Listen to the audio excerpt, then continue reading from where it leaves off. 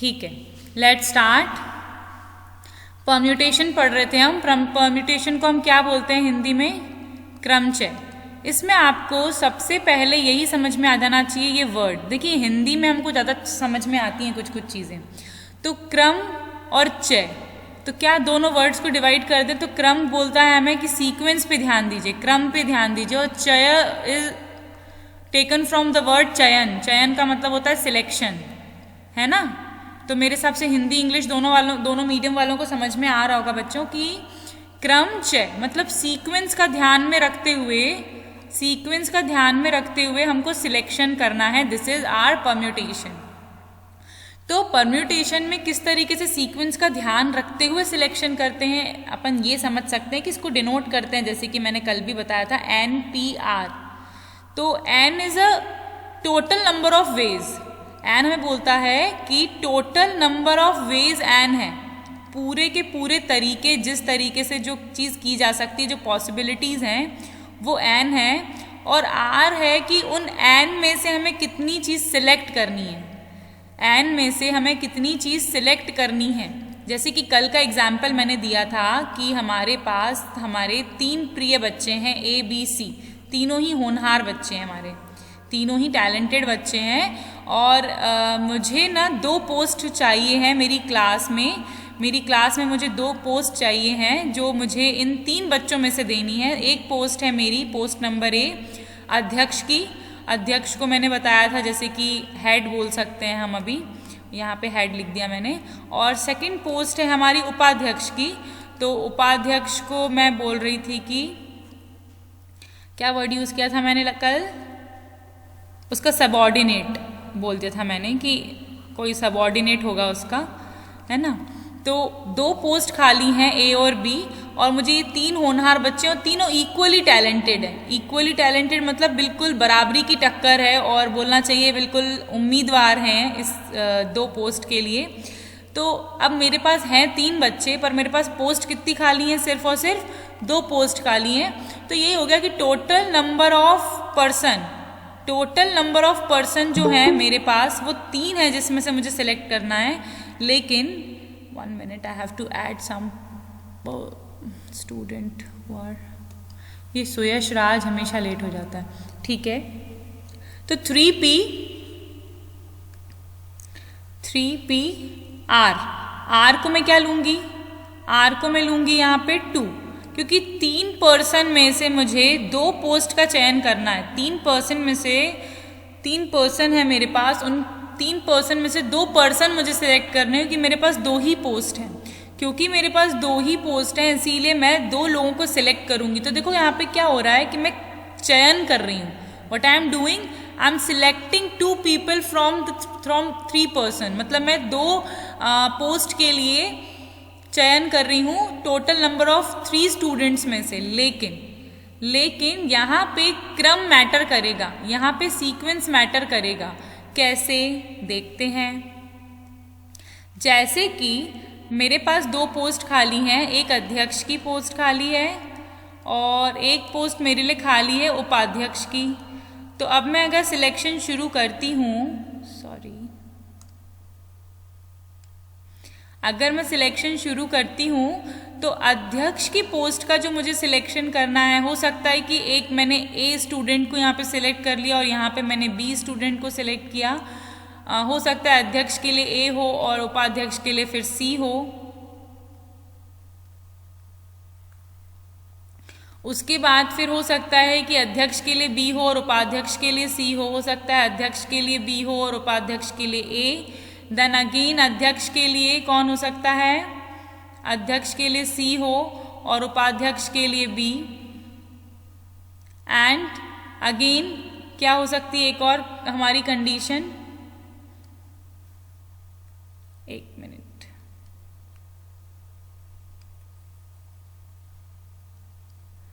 हो सकता है कि हमारी एक और कंडीशन हो कि अध्यक्ष के लिए C हो और उपाध्यक्ष के लिए A।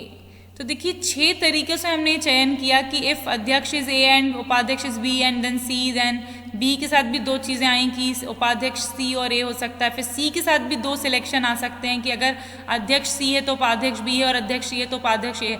तो 6 तरीके से हमने सिलेक्शन किया है और हम बिल्कुल देख रहे हैं कि यहाँ पे सीक्वेंस मैटर करता है। क्यों सीक्वेंस मैटर करता है? क्योंकि आप बच्चों देख सकते हैं कि कुछ कॉम्बिनेशन है जो सेम है।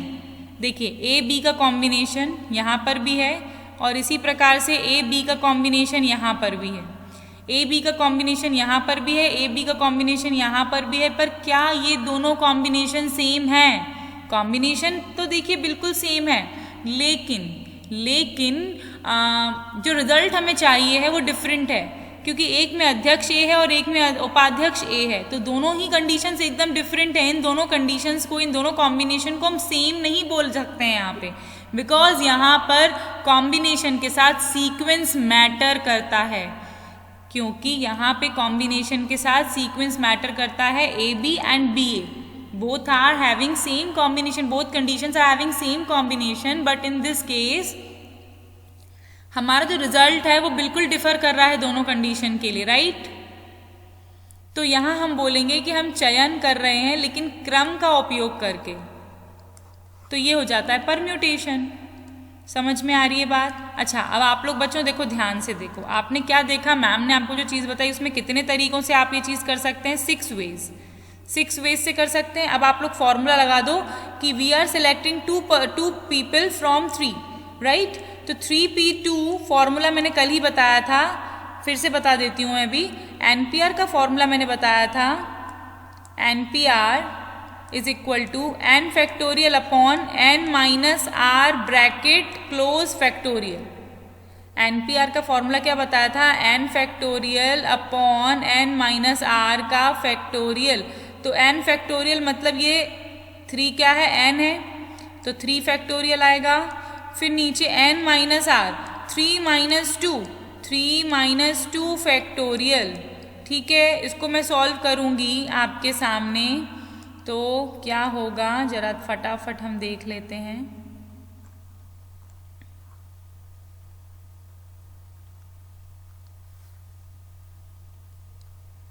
क्या होगा? 3 फैक्टोरियल को मैं सॉल्व करूंगी, उसके पहले मैं देखती हूँ 3 फैक्टोरियल अपॉन 3 माइनस 2 कितना हो जाएगा? 1 फैक्टोरियल। और 1 फैक्टोरियल इक्वल टू कितना होता होगा? क्यों बच्चों, 1 फैक्टोरियल कितना होता होगा? अभी मैं फैक्टोरियल फिर से समझाऊंगी, पहले इसको सॉल्व करके बता। 1 फैक्टोरियल 1 ही होता है। 1 ही होता है ये, ठीक है, गुड। तो 3 फैक्टोरियल की अगर हम बात कर रहे हैं, 3 फैक्टोरियल की अगर हम बात कर रहे हैं, तो यहाँ पे क्या हो रहा है? 3 factorial upon 1 factorial, 3 into 2 into 1, और 1 factorial is equal to 1 and 3 2 जा 6। तो क्या हुआ? आंसर वही निकल के आया जो आप लोगों ने यहाँ पे 6 वेज निकाले थे, राइट और नॉट? दोनों चीज़ें सेम आ रही हैं। तो इसी से हमें समझ में आता है कि अगर हमें कभी भी कोई सिलेक्शन करना है क्रम का ध्यान में रखते हुए, तो हमको पता होना चाहिए कि कितने नंबर ऑफ पर्सन्स में से कितने का चयन करना है एट वन टाइम। इसकी पूरी डेफिनेशन है कि यहाँ पे हम सिलेक्ट करते हैं n पर्सन में से कोई r पर्सन्स, या फिर n तरीकों में से कोई r तरीके हम सिलेक्ट करते हैं एट वन टाइम।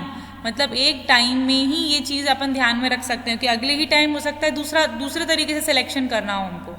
ठीक है, अब मैं एक बार और तुम लोगों को ना फैक्टोरियल समझा देती हूँ, देख लो कैसे करते हैं। कल ही बताया था, फिर से देखते हैं। n factorial is equal to होता है n into n minus 1 into n minus 2 into n minus, मतलब एक एक हमेशा माइनस होता जाएगा। और एक कंडीशन कब तक चलेगी? लास्ट में हमेशा क्या आने वाला है? जब तक 1 नहीं आ जाए।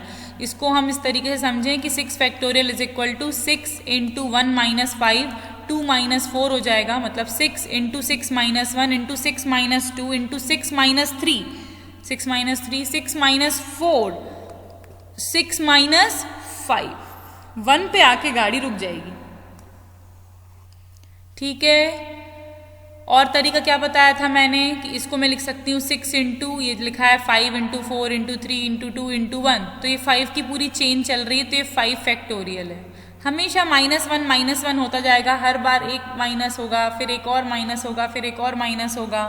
या फिर हम बोल सकते हैं इस 5 में से 1 माइनस होगा, इस 5 में से 2 माइनस होंगे, इस 5 में से 3 माइनस होंगे, फिर इस 5 में से 4 माइनस होंगे, और जैसे ही 1 आएगा हम स्टॉप कर जाएंगे। तो इसको मैं लिख सकती हूँ 6 × 5 फैक्टोरियल, और मैं इसको लिख सकती हूँ 6 × 5 × फिर इसको देख लूँ पूरे 4 × 3 × 2 × 1 को, तो इसको मैं लिख सकती हूँ 4 फैक्टोरियल, या तो मैं लिख सकती हूँ 6 × 5 × 4 × फिर मैं 4 पे रुक गई और फिर मैंने 3 × 2 × 1 को कंसिडर किया, तो हो जाएगा 3 फैक्टोरियल 6 × 5 × 4। अच्छा, ये हमारी ना मर्जी नहीं है, ये हमारी बोलना चाहिए मर्जी नहीं होगी कि हमें कहाँ रुकना है, एक्चुअली हमारे क्वेश्चन की डिमांड होगी। मैं दिखाऊंगी अभी किस तरीके से होता है। फिर 2 × 1 करेंगे तो 2 × 1 हो जाएगा 2 फैक्टोरियल। तो मेरे हिसाब से ये समझ में आ गया होगा। एक बार कल भी समझाया था और आज रिवाइज करवा दिया है। अब कल वाला क्वेश्चन करने को बोला जा रहा है मुझे, तो मैं कल वाला क्वेश्चन फटाफट कर देती हूँ आप लोगों के लिए। रिपीट करो क्वेश्चन मेरे लिए कि क्या था क्वेश्चन। एक मिनट, मैं बुक से ही निकाल लेती हूँ। नेक्स्ट पेज पे आते हैं। क्वेश्चन था हमारा, अच्छा बुक सबके पास है ना? नहीं है तो प्लीज जल्दी से ले लीजिएगा। नहीं, मैं वहां लेने आई है। हाँ ठीक है। तो क्वेश्चन था हमारा NP4 ratio n-1 P3 is equal to 9:1। ये हमारा क्वेश्चन था। अब मैंने आपको कहा था कि यहाँ हमें वैल्यू फाइंड करनी है, किसकी? Value of n। We have to find out the value of n and then we have to calculate NP2, क्योंकि अगर n निकल जाएगा तभी हम इस वैल्यू को कैलकुलेट कर सकते हैं। तो इसको हम सॉल्व कैसे करेंगे? मैंने बताया था रेशियो मतलब होता है हम उसको फ्रैक्शन में लिख सकते हैं। तो इसको मैं फ्रैक्शन में लिखूंगी सॉल्यूशन डाल करके। क्या लिखूंगी मैं कि NP4, इसको मैं 2 बोर्ड्स में बांट देती हूँ ताकि ना इजी हो जाएगा हमारे लिए इसको सॉल्व करना। NP4 upon n-1 P3 is equal to 9/1। पहला स्टेप तो ये रहा। फिर उसके बाद हमें क्या करना है? NP4 को क्या लिख सकते हैं हम? NP4 को मैं लिख सकती हूँ n फैक्टोरियल, या फिर देखो एक चीज़ तुम लोग ये भी कर सकते हो, उसको यहाँ क्रॉस मल्टीप्लाई कर दो तो थोड़ा सा ना इजी हो जाएगा एक ही स्टेप में। तो क्रॉस मल्टीप्लाई कर देते हैं अपन पहले तो, है ना। मैं इसको इरेज करूँ।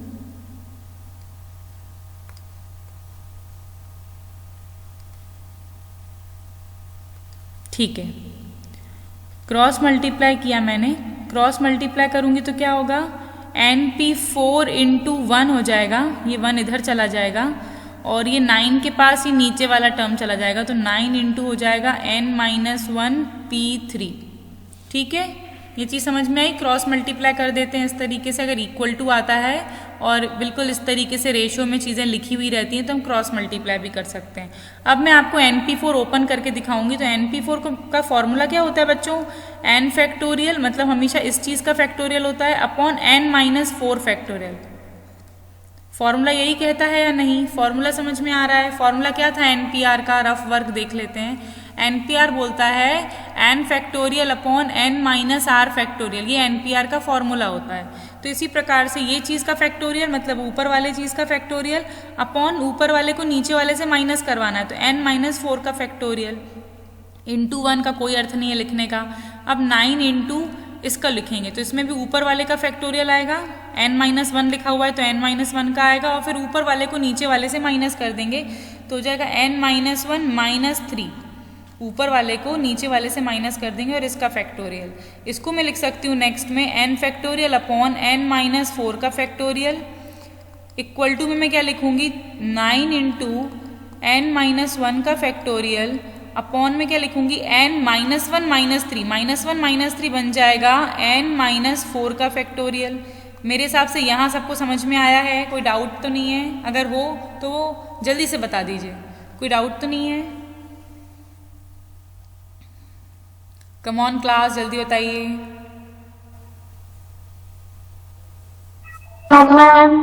नहीं है ना कोई डाउट? ओके, देखिए अब आप लोगों को ये चीज़ समझ में आती है कि n-4 दोनों ही चीज़ें नीचे हैं और कुछ भी चीज़ हमें यहाँ प्लस माइनस में नहीं दिख रही है इनके साथ। बिल्कुल यही दो टर्म्स बस हमें दिख रहे हैं फ्रैक्शन फ्रैक्शन में इक्वल में। तो ये वाली चीज़ फिर से क्रॉस मल्टीप्लाई होके यहाँ जा सकती है इधर इस रास्ते मल्टीप्लाई में। तो जब ये यहाँ चली जाएगी तो ये ऊपर नीचे n-4 क्या हो जाएंगे, कैंसिल। ये चीज़ समझ में आती है आप लोगों को?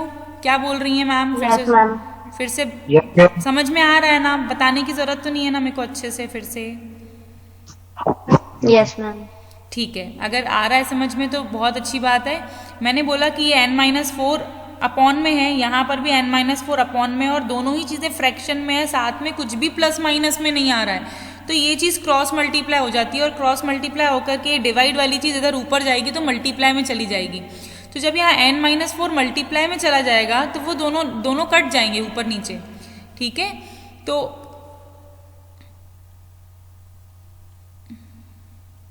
इसको अगले स्टेप में मैं सॉल्व करूंगी अगर, तो किस तरीके से सॉल्व करूंगी कि n factorial upon n-4 factorial, ये वाला n-4 फैक्टोरियल इधर क्रॉस मल्टीप्लाई में होकर पहुंच जाएगा, और इधर सिर्फ बचेगा 9 इंटू n-1 फैक्टोरियल। ये जो यहाँ वाला n-4 फैक्टोरियल था वो इधर गया क्रॉस मल्टीप्लाई होकर। क्रॉस मल्टीप्लाई का मतलब ही आपको समझ में आ रहा होगा कि क्या हो रहा है। तो ये दोनों चीज़ें कैंसिल हो गई। फिर क्या बच रहा है, n factorial is equal to 9 into n-1 factorial. अच्छा बच्चों, अब मुझे क्या करना है, मुझे देखना है कि किस तरीके से आंसर आ सकता है। तो देखो ना, हमेशा बड़ा वाला छोटे वाले के टक्कर पे आएगा, छोटा वाला कभी बड़े वाले के टक्कर पे नहीं आएगा। कैसे बताती हूँ। n बड़ा है कि n-1, तो आपका आंसर होगा कि मैम n बड़ा है, क्योंकि n-1 में से तो एक डिजिट कम हो रहा है। तो बड़े वाले को हमेशा छोटे वाले की टक्कर पे बना सकती हूँ मैं फॉर्मूला का उपयोग करके। मैंने अभी भी आप लोगों को फॉर्मूला लिखवाया था कि n factorial is equal to क्या होता है, n into n-1 into n-2 into n-3 and so on, और ये कहाँ तक जाएगा, इंटू 1 तक। ये चीज़ कहाँ तक जाती है प्रक्रिया, इंटू 1 तक, राइट। इसी को मैं तुम लोगों को ऐसे भी समझाई थी कि 6 फैक्टोरियल इज इक्वल टू होता है 6 इंटू 6 में से 1 गया 5, 2 गए 4, 3, 2 और 1 तक रुक जाएगी ये कहानी।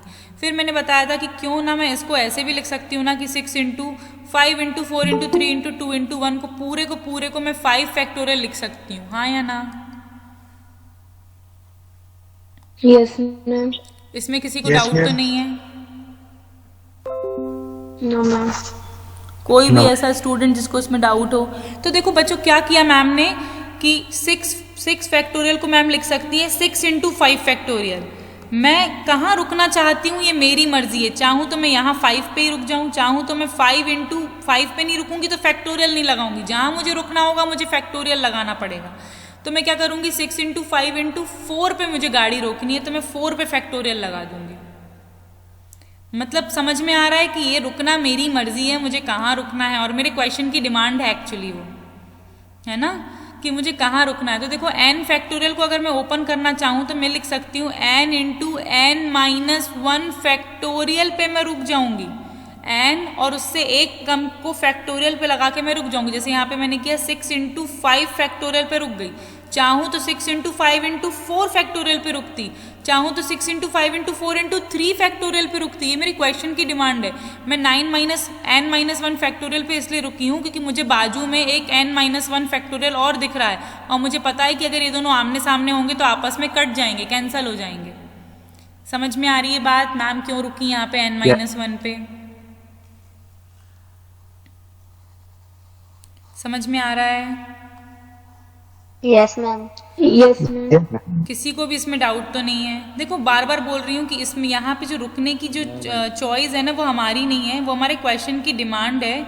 हमारा क्वेश्चन हमको बताता है कि मैं कहाँ रुकना है, ठीक है। मैं n-1 जहाँ मुझे रुकना होगा वहाँ मुझे फैक्टोरियल लगाना पड़ेगा। बस इतना याद रखना है कि जहाँ भी हमको रुकना पड़ेगा वहाँ हमको क्या लगाना पड़ेगा, फैक्टोरियल। बिना फैक्टोरियल लगाए हम नहीं रुक सकते हैं। तो अब देखो फिर से वही चीज़ हो गई कि ये चीज़ मल्टीप्लाई में जब यहाँ आएगी तो क्या बन जाएगी, डिवाइड। तो हो जाएगा n इंटू n-1 का फैक्टोरियल अपॉन n-1 का फैक्टोरियल इक्वल टू 9, क्योंकि ये चीज़ नीचे आ चुकी है, क्रॉस मल्टीप्लाई क्रॉस डिवाइड हो गया ये, ठीक है।